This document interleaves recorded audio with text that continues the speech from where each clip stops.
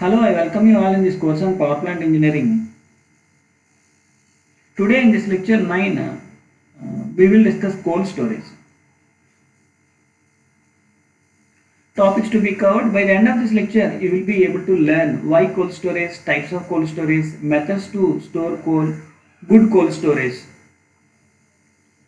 So it is desirable that sufficient quality of coal should be stored. Why we want to store?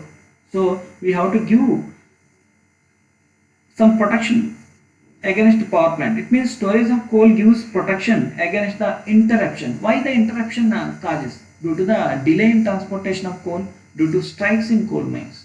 Also, when prices are low, the coal can be purchased and stored for future use. In economy point of view,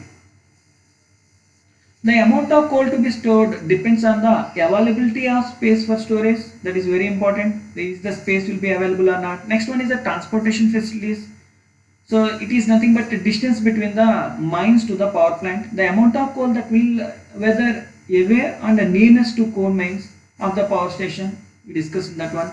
Usually coal required for 1 month operation of power plant is stored in case of power stations situated at longer distance from the collieries. If the power plant will be located nearer to the mines, we can store at least around 15 days. 15 days we can coal need to be stored. Types of cold storage.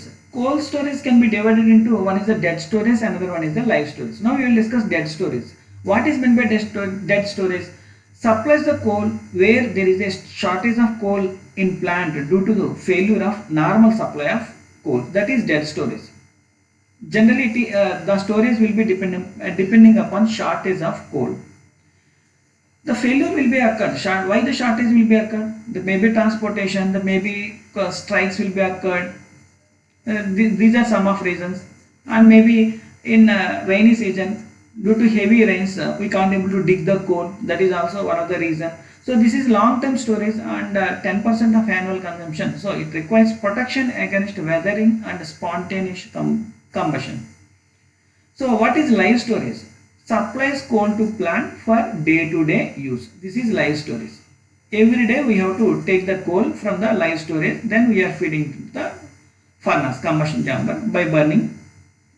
There will be heat will be produced, then finally power will be produced. Capacity of live storage is less than that of dead storage.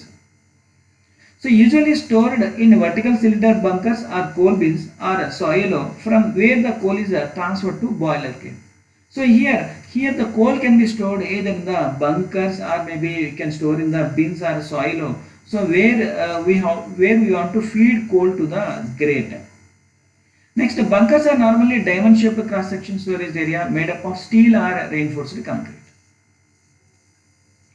So the coal received at the power station is stored in the dead storage in the form of piles laid directly on the ground. So how can we store the coal?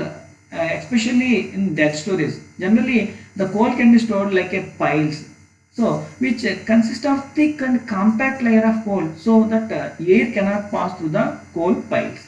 So this will minimizes the reaction between coal and oxygen.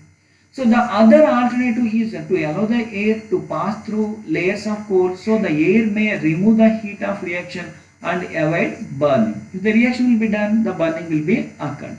So if you want to prevent the air to enter into the piles or to pass through the layers of the coal, then we can avoid burning. So the coal is stored by the following methods. One is the stocking the coal in heaps, and third one is the underwater storage. Second one is the underwater storage, and third one is the pulverized coal storage bunker. Now we will discuss individually one by one. Stocking the coal in heaps. So the coal is piled on the ground up to 10 to 12 meters height. The pile top should be given a slope in the direction in which the rain may be drained off. So it should be looks like a heaps. There is a coal can be grounded into 10 to 12 meters height. See, the sealing of stored pile is desirable in order to avoid the oxidation of coal. So why you have to seal? You should seal. Otherwise, what will be happen? The air can react with the coal. Then maybe oxidation will be there will be chances of oxidation. after packing an airtight layer of coal. So generally you have to pack with the airtight layer of coal, then the air will not enter into the heaps. So what are the other materials to cover the layer? So either you can use a asphalt shingles, a fine coal dust, and a bituminous coating are materials commonly used for this purpose. Next one is the underwater storage. The possibility of slow oxidation and spontaneous combustion can be completely eliminated by storing the coal underwater. So how can we cover? There will be possibility if you want to store the coal in the underwater, there may be possibility of slow oxidation and spontaneous combustion may occur. So how can we prevent that one? Coal should be stored at a site located on solid ground, well drained. There is a proper drainage requirement we require if you want to store the coal in underwater. Free of standing water, preferably there is no standing water. Always the water will be flow through it on a high ground, not subjected to flooding. There is no floods will not be takes place during where you can store the coal, especially in underwater storage. From the dead storage, the coal is brought to covered storage that may be with the help of bins or bunkers.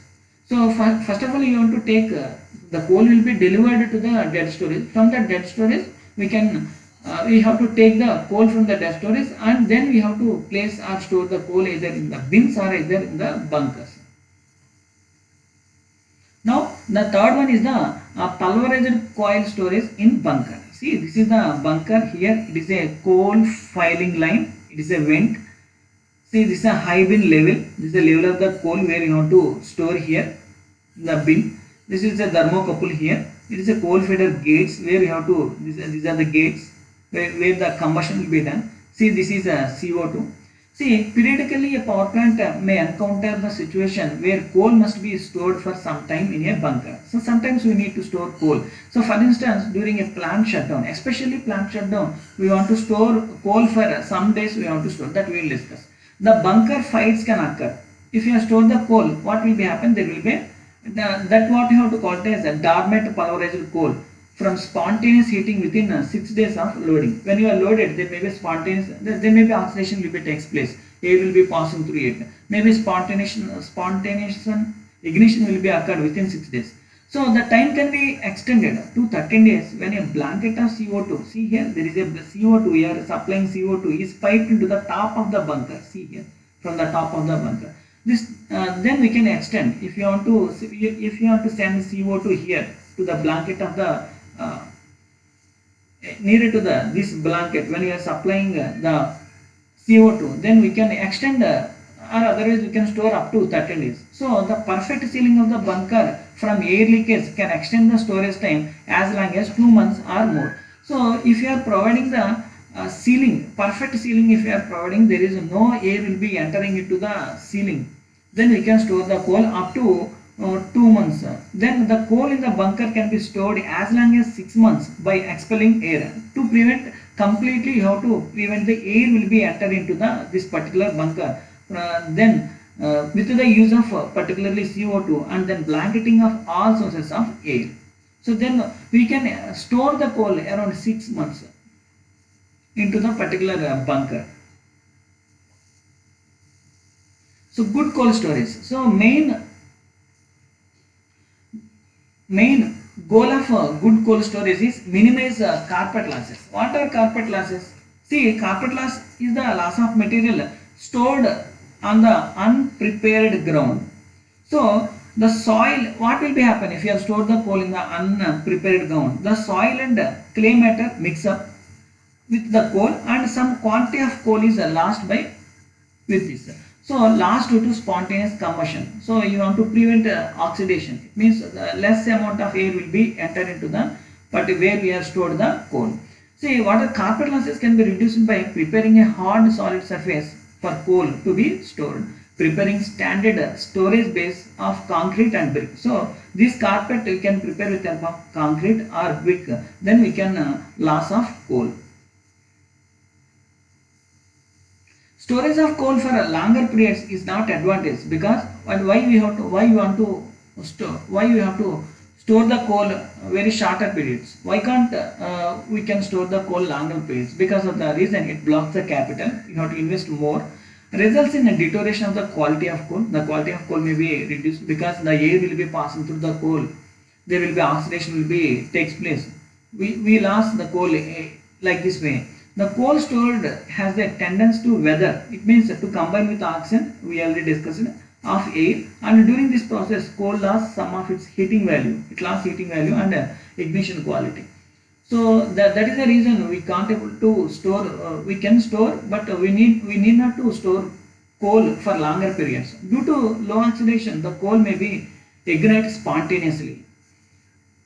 It means less air will be entered, then the coal may be ignite spontaneously. If more air will be entered, then oxidation will be takes place. Then we have to lose some heating value. So in case of the coal is to be stored for longer periods, the outer surface of the piles may be sealed with the asphalt or fine coal we can use, and no need to prevent the air will be entering into the either maybe into the dead storage, either maybe into the live storage. So these are the resources I used. I collected I prepared the entire video by using these resources.